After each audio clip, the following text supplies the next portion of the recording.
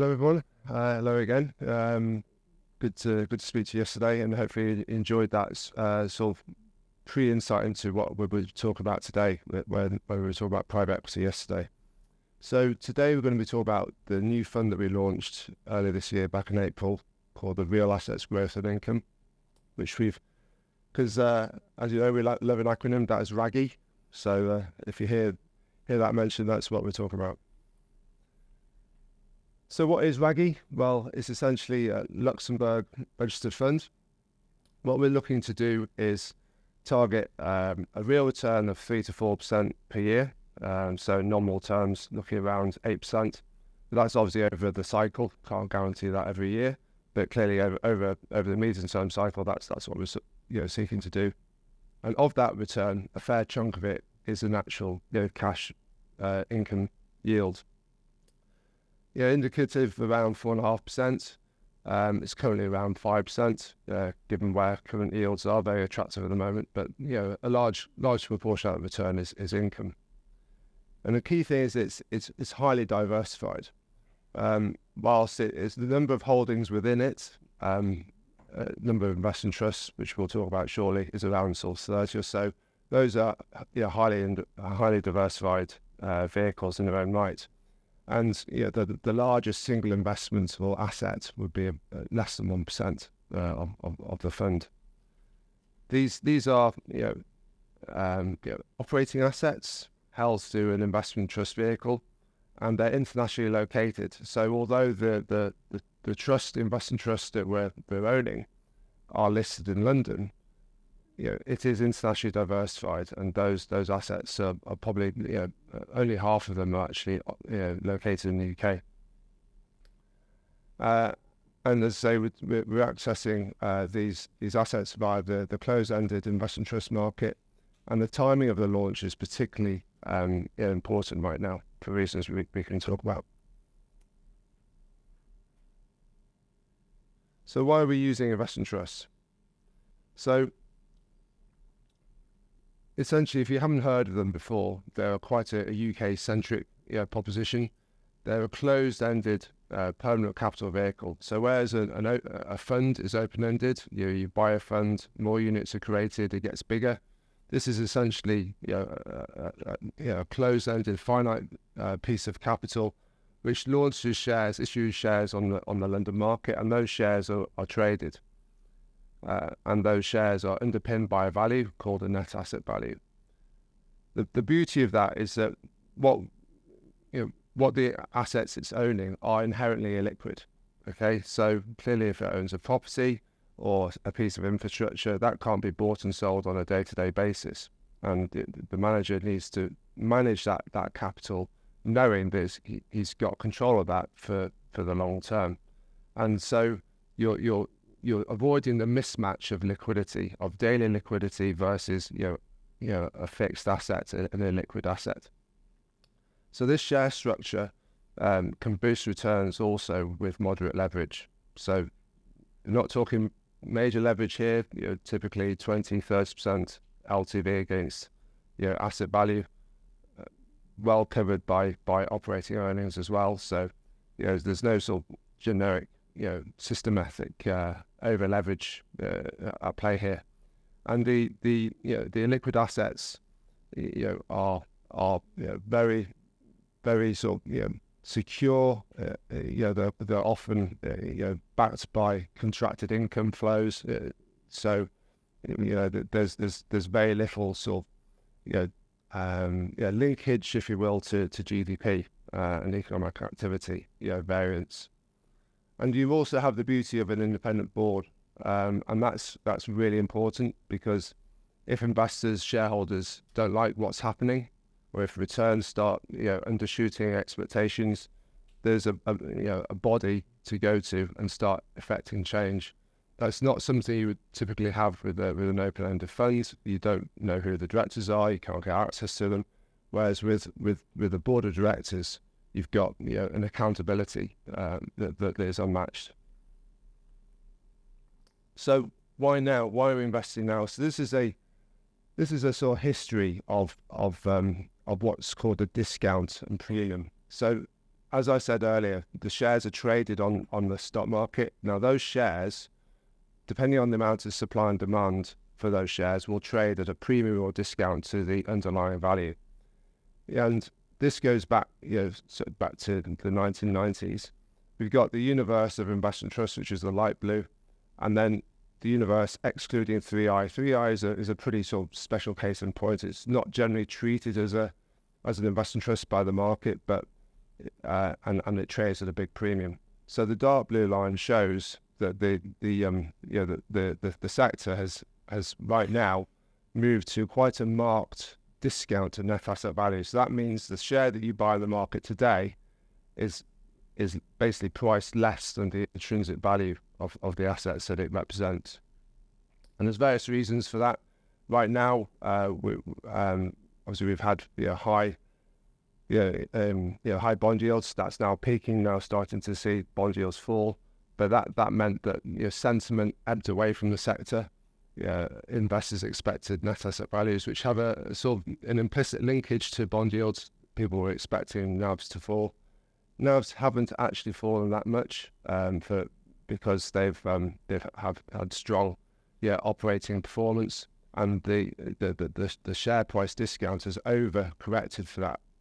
And then there's also been a huge problem, which I won't labour in this presentation, but on what's called cost disclosure, which is basically a regulatory framework which has been punitive, inappropriate, and misapplied to the UK investment trust industry, which has meant that a lot of investors have been prevented from actually buying this. And this is only something that's been in for the last couple of years.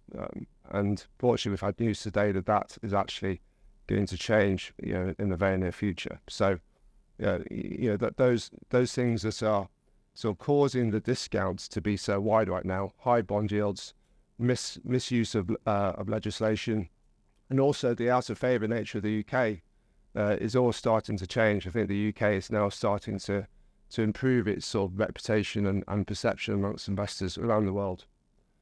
So investment trusts are on multi-year discounts in various subsectors here. Infrastructure sectors on a 19% discount, property 13% discount, private equity that we heard from yesterday, particularly oversold, 23% discount. So essentially you're buying assets for less than what they're worth. And that's just wrong right now. Those headwinds are starting to reverse. Bond yields are falling now, and the legislation is now finally catching up with reality.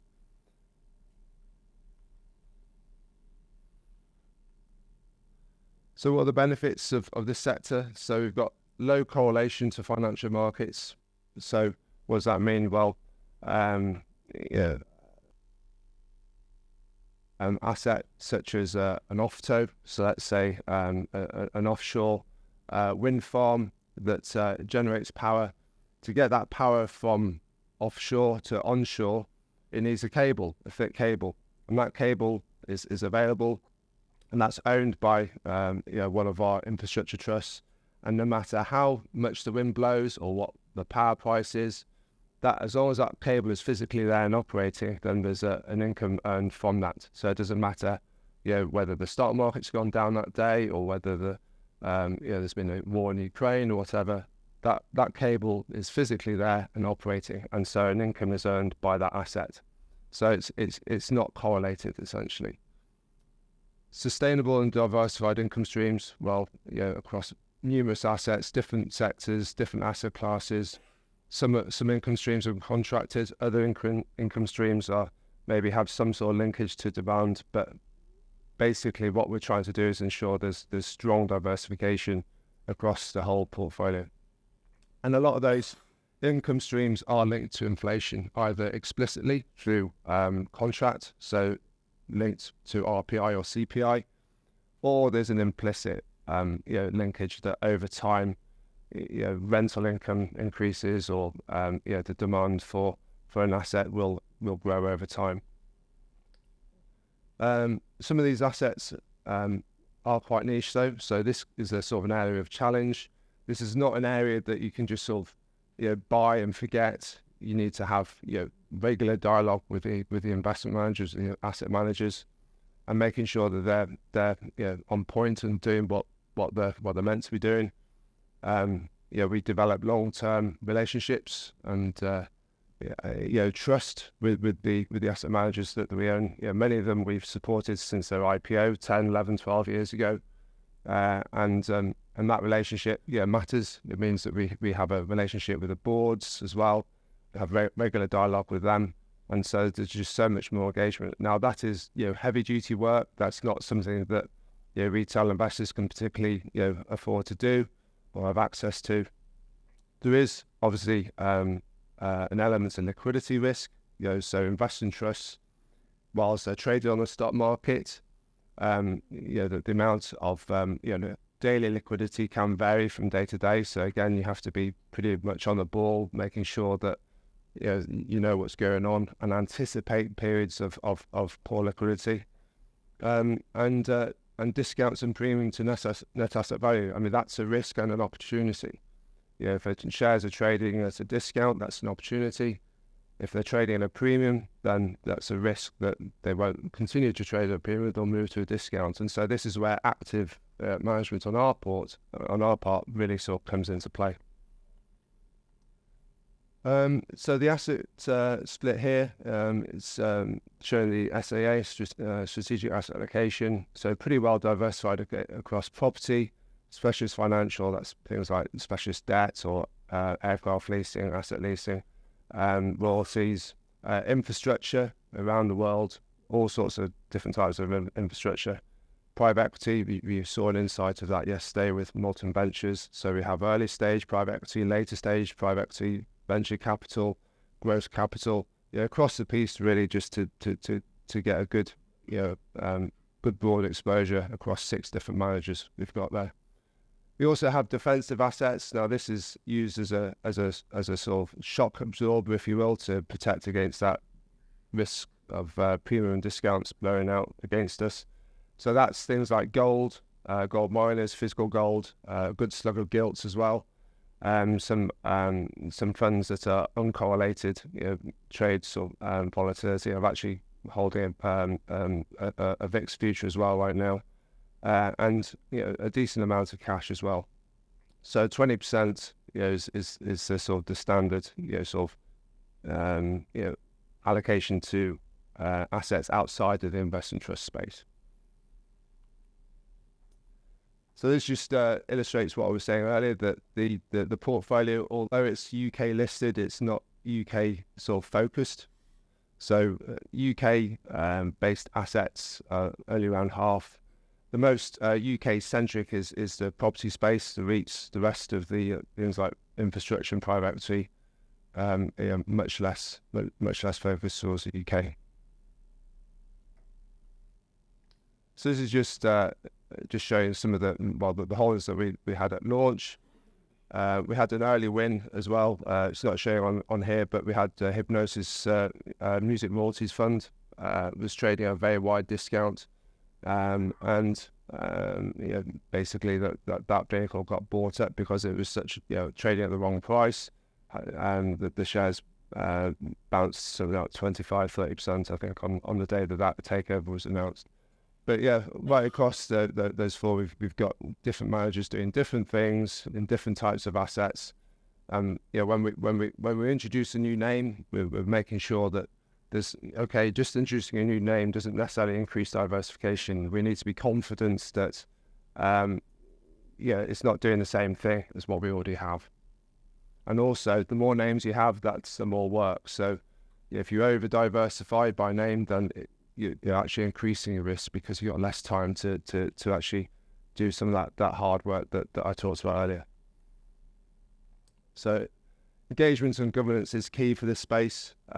Some investors make that mistake that, it's a diversified investment trust. There's lots of different assets in there. Yes, it is, but you need to understand what are the factors driving the returns within that vehicle. It's not the same as buying a fund of equities, basically. So I'm just going to hand over to a colleague, Gary, who's co-manager with me on the fund, and he's got a couple of stock examples.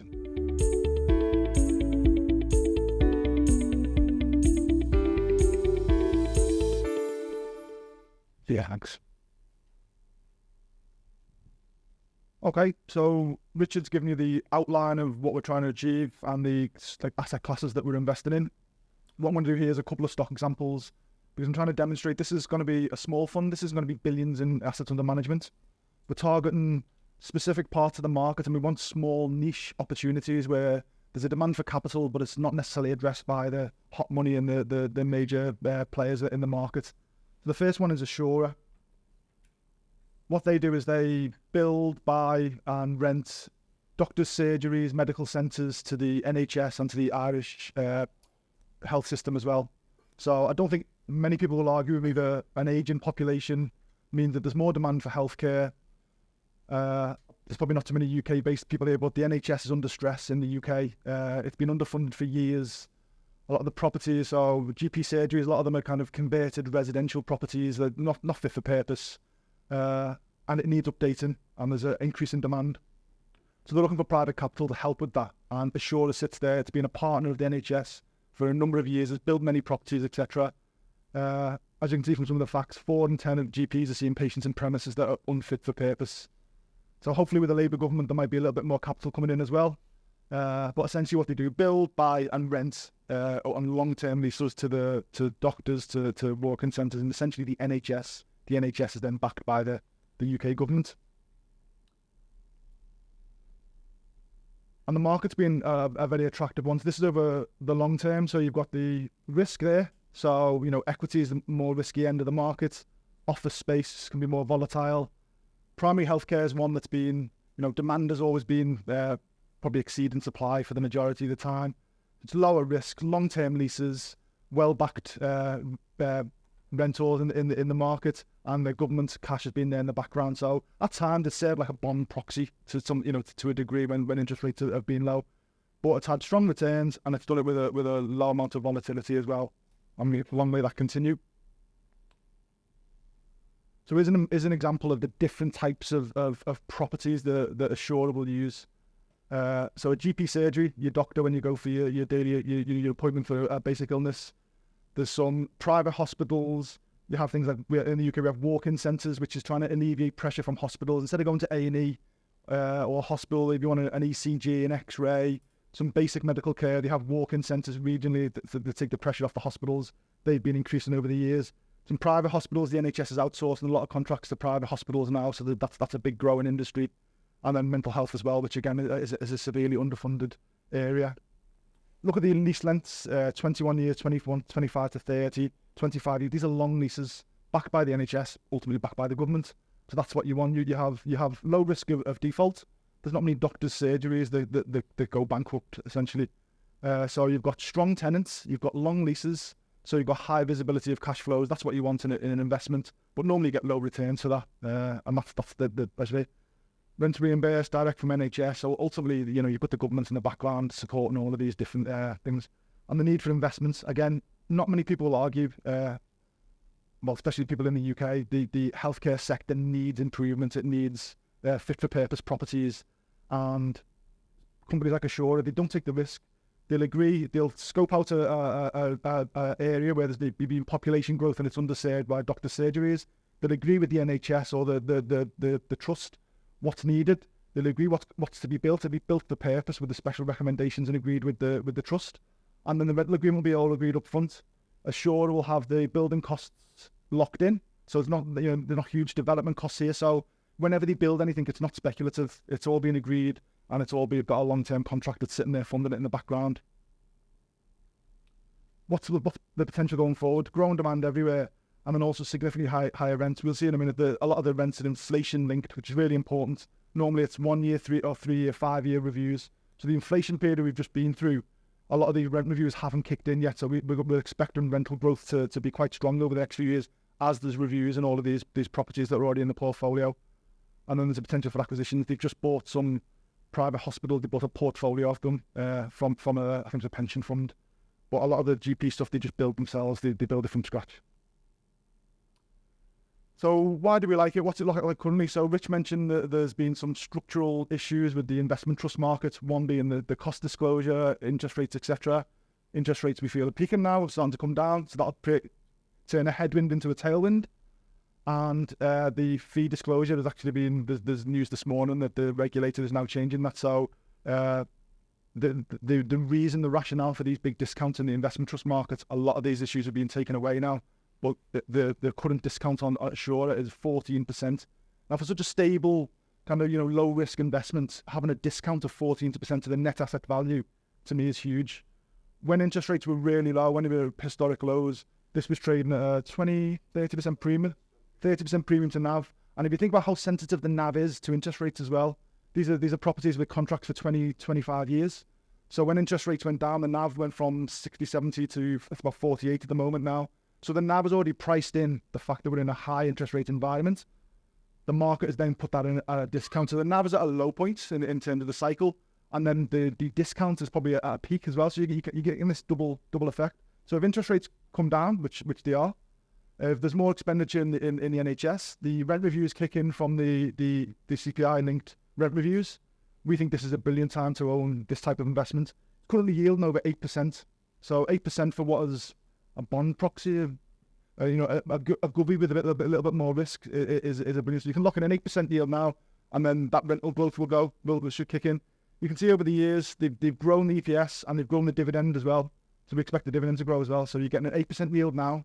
You're getting a depressed NAV. You're getting a margin of safety with the discount, and you're hopefully going to get a growing earnings per share and a growing dividend. So to us, and it's a reasonably low risk investment. So to us, this is exactly the type of investment that we want. Small, niche. People overlook it. People are backward looking, and the price and the valuation is what's gone on in the past. The future is going to be different, and we think this is so. There's the least gears and the rental growth. It's got debt. This is one with about, I think it's just around 40% debt. As the NAV increases, that debt level will come down. This is one of the highest debt levels in the whole portfolio. But that debt facility is secured at 2.3%. They've locked it in for a number of years, 2.3%. So the debt's not going to cause a problem with the current interest rates as well. Second one, so this is a more international one, biopharma credit.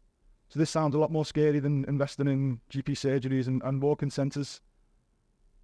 First of all, the life sciences sector. So again, it's a huge growth sector, and it's not correlated with cycles. With as demand moves up and down in the industry, demand for medicines doesn't. If you're ill and there's a product available, it's going to get used. So the correlation with the financial market is very low, and it's a huge growing industry. We've got gene therapies, all sorts of different therapy developments coming through, and it's $1 trillion plus a year industry.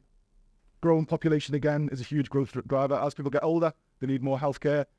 There's more diseases get researched, and then more treatments will come from that. So what do biopharma credit do? They don't invest in companies that are developing. Well, they don't invest in developing medicines. So let's say a life sciences company. The riskiest part of the life of that company will be when you're putting you've come up with an idea, and you're putting it through the medical testing. It's about a 5-year phase. All you're doing is sucking up cash, and at the end of that, your product might not get approved. It might not be more. The efficacy might not be better than the current incumbents in the market. So it's about as risky as you get. You're ripping through capital, and you don't know what's going to go on in the future. That's not what they lend to. They don't lend against that. What these life sciences companies will probably do is they have one successful product. It's been approved. It's in the market. It's a market leader. It could be generating 200, 300, 400 million a year in revenue. And you can see that projected for the future as well, because you can see what's coming down the line. Because it takes so long for a new product to be approved, you can see 5, 6, 7 years what's coming in the future as well. So you can see that cash flow. If you've got a successful product, you can see it's quite secure. What these companies want to do, they want to grow. They might want to acquire someone else. They might want to buy new properties. They might want to develop a second product. The research and development people come up with a new idea. But again, that's going to need funding. So you can issue equity. If your equity price is high, you can issue equity, which is what a lot of them do. But life sciences companies now is a low part of the cycle, so the equity values are rock bottom. So what you do is you look to the debt market. So that's it. So they will then secure that loan against the successful product. So the company takes the loan to be able to develop a new product, but the rights to the product, the successful product with the visible revenue stream, that's what the loan is secured against. It will be a senior secured loan against a successful product. Might be a device, might be a drug, intellectual property, anything, but the underwriting is really strong on this. Again, the life sciences debt market is underserved. I think a lot of people just don't understand it. These are specialist managers that only lend in this space. So banks will lend anywhere, but they don't have the specialisms in certain markets and the relationships, etc. These guys, this is all they do. They're that corner of the market. So long track record. They've had private equity vehicles. This is a closed-ended investment trust. So the manager has private equity vehicles alongside. They've had 4 successful ones with long-term track records. So fully realised, so this is in the current return, fully realised and generated 10.3% unlevered weighted average annualised IRR. And the return on the trust so far is quite similar. It's about 10% per annum. And what the trust will do is share with the private equity. So an idea will come through, go on the table of the underwriters. If it's approved, the trust might take 50% of the loan and the private equity vehicle might take 50%. And then it gets adjusted if someone's low on cash or someone, it might be 60-40, 70-30. So here's the examples of how the loans are structured. So maybe 5, 6, 7 years is the duration of the loan. Senior secured. They'll have a commitment and then it'll probably be dispersed over time. If you funded a new product, it might be 50 million in year 1, 100 million in year 2, etc. So you'll commit a capital at the beginning, then you'll drip that into the company. There's the share between the private equity vehicles and the trust. There's the cash balance of some of these companies. So they've got successful products there. The underwriters are always they're looking at the profile of the successful product before they make the loan. So these companies have got strong cash balances. So if you think about the risk of default on these loans, you've got cash generative product in the background. You've got a cash balance in the company. The company can repay the loan if they want to stop developing the new products, etc. So there's the sales levels of some of the drugs as well. So some of them are exceptional. So a loan of 400 million, annual sales of 526 million, 316 million. So a lot of these companies don't even, they can repay the loan just on cash balances that are on the books already. Coupons are normally the overnight lending rate plus an agreed level. That depends on what the underwriters see as the risk, or probably as high as they can agree with the lender. So it's a negotiation. You'll have a floor on the overnight lending rate, which we're probably not. I think it's about 5.25% at the moment, so we're way away from any of the floors. You can have bullets, or it can amortize, or you can pay interest only for the period and then start to pay it down. There's all sorts of different structures. Again, this is why the banks and some of the big players aren't getting involved, because it's very niche, very specialist. And then the fees. So when you first issue the loan, you'll get a 2% of the commitment back. Also prepayment, which is a risk, because what you don't want is all your loans to repay next year, and then you've got a huge amount of cash and you can't pay dividends to us as investors. So you'll have like a 2-year, 3-year make whole of the interest. So if, let's say, someone takes out one of these companies, buys them out and pays the debt off, you'll have to make whole 3 years worth of interest and pay a fee of 1, 2, 3%, depending on what age the loan is. So it's a protection mechanism to make sure there isn't as much of a cash drag if people because this is an area full of M&A, so there's lots of companies get taken out. Manager's track record. So there's been 34 successful realised transactions. These are the IRRs. So you can see the 10 to 15% is where most of them tend to fall. A lot of these are floating, or they can be floating or fixed. The huge one up there was a loan that they made and then someone was taken out within months of the loan being made. So you had the make whole, you had the adjustment payments, and I think there was some warrants in the loan as well, because the underwriters were probably aware that there may have been a bit in the. So that's why the IRR on that one is so big, because it's such a short loan and the fees and the warrants paid huge on that one. They've had one loan that's defaulted. So we've watched this for years, this trust, and we've liked it, but we haven't thought the valuation was being the right time for us. They had one loan defaulted last year. It was a medical device for doctors to test, like a COVID test. Instead of sending you can do a scan in the doctor's practice and get the results straight away, rather than sending it off for testing. After COVID, it was going to go great guns. Lots of doctors signing up for this, but the doctors' budgets were restricted, so doctors didn't actually use it, and it was on like a pay-per-play basis. So the revenue that was expected didn't come through. The underwriters did the job right. The value of the underlying IP was still strong. I think it was bought out by Roche. So the loan defaulted. Roche bought the IP, and the recovery rate on the loan was 93%. And there's still a little rump of like some Chilean business that's worth a few million as well. So it could even be the recovery rate could be close to 100%. So very good on the IRRs. Low defaults. The one default that they have had, there's been a really good recovery rate, so which is a test that we look at as a test to see the strength of the underwriting. Things can go great and then all of a sudden they can go badly. So we wanted to see how a bad loan worked through the system, and we were happy with it. And that's when we invested as this and we resolved, but the discount still remained. So current prospects, like we looked at the other one, Couldn't discount an NAV of 9%. Pre-COVID, it was probably trading, and when we had low interest rates, we averaged a premium of about 4 or 5%. So, you know, that NAV could easily switch to a premium. So you've got, again, that margin of safety versus the valuation of the underlying loans. Strong track record. 7 track area, only one low, 96%, I said 93 before I got that wrong, and then 83% if you exclude the interest payments. Cash is almost fully deployed, so what we don't want, this is why we didn't invest early on as well, partly, is because a lot of the companies were getting taken out and the cash was coming back. So we wanted to, you know, you want to pay a dividend and pay investors back, but you've got this cash drag because you've got hundreds of millions sitting on the balance sheet that you haven't lent out yet. So the team have gradually built up a pipeline. So now, as things get taken out, which they are, they're getting taken out probably more so as they were back there, but the loans are getting recycled. So you're getting those fees, and then you're recycling the capital at higher rates as well. And what they've been doing is paying special dividends. So whenever they get, you know, a loan, they get the fees from a loan that someone's been taken out with M&A. They get the fees. They pay the standard dividend of 7 cents. The current share price is about 88 cents. So the yield is close to 8% on this. And then they pay special dividends, and they've just announced one this morning. So quarterly dividend this morning is 0.175, and they've paid a dividend of 0.2. So an extra quarterly dividend has been announced this morning. So we like this profile now where there's no cash drag and there's a strong pipeline in the background. Low equity values increases the demand for these type of loans because people aren't going to issue equity when the equity is so low.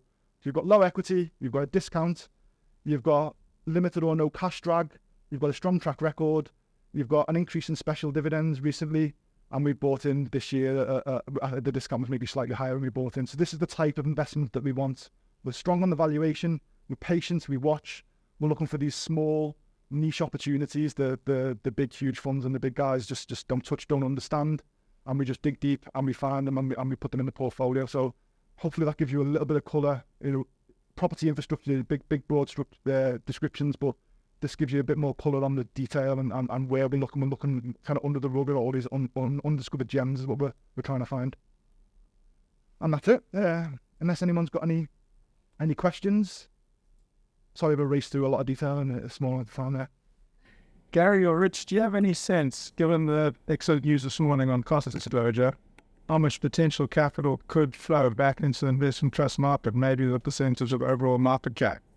Sure. I mean, it's not going to happen overnight because, you know, to be clear, you know, the harm that's been sort of built up over the last couple of years is significant.